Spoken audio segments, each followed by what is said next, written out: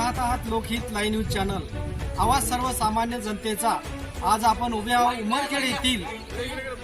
उमरखेड येथील बोरबन राजे संभाजीनगर येथे।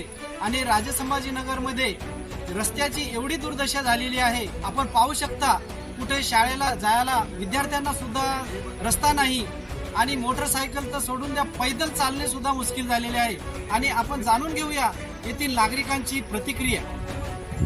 मी दिशांत खुगरे आपणास या अतिशय गंभीर विषयाकडे आपल्याला लक्ष वेधितो की हा जो रोड आहे राजे संभाजीनगरमध्ये आपण बघत आहात या रोडनं जाण्याची येण्याची सुद्धा शक्यता नाही आणि शाळकरी मुलांना जाण्या येण्याला किंवा ॲटो असो किंवा गाडी सुद्धा जाणे शक्य नाही। तरी माननीय शिवसाहेबांना मी अशी नम्र विनंती करतो की त्यांनी गांभीर्याने या विषयाकडे लक्ष देऊन या रोडची लवकरात लवकर दुरुस्ती करण्यात यावी ही त्यांना आम्ही नम्र विनंती करतो।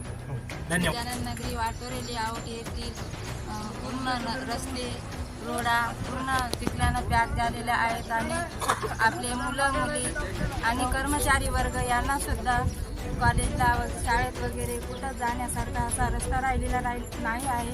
आणि इतकी अशी परिस्थिती खराब झालेली आहे की यांनी घराच्या बाहेर सुद्धा निघता येत नाही की घरासमोर पाणी सुद्धा साचलेलं आहे। आमच्या इथे यासाठी रस्ता शिवसाहेबांना येऊन पाहणी करून आम्हाला त्वरित रस्ता करून द्यावी। संभाजीनगर वाटोळे लेआउट उमरखेड लेकराच्या शाळेची परेशानी, बाळाची परेशानी, आम्हाला जाता येत नाही या रस्त्यानं। मुरुम म्हणून ते चिखल टाकलेला आहे आणि ते तसं टाकलेलं आहे। दोन वेळेस मुरुमवाल्याला फोन केला, त्यांना तिकडचा रोड खतुनशानी आमच्या इकडे आणून टाकलेला आहे, काळी माती पूर्ण।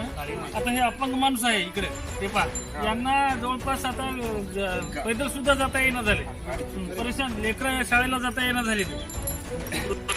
आपण पाहू शकता नगर परिषदेच्या दुर्लक्षितपणामुळे बोरबन राजे संभाजीनगरमधील वाठोरे लेआउटच्या रस्त्याची दुर्दशा।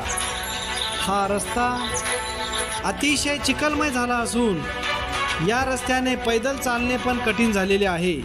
सध्या पावसाळ्याचे दिवस आहेत आणि या रस्त्यावर अतिशय बोगस मुरुम टाकण्यात आल्यामुळे जास्त प्रमाणात चिखल झालेला आहे। या लेआउटमधील नागरिकांची समस्या कधी सुटणार याकडे त्यांचे लक्ष लागलेले आहे। येथील लोकांचे आरोग्य धोक्यात आलेले आहे।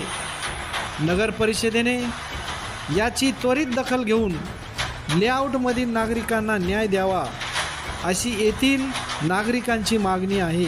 लोकहित लाईव्ह न्यूजसाठी विजय कदम।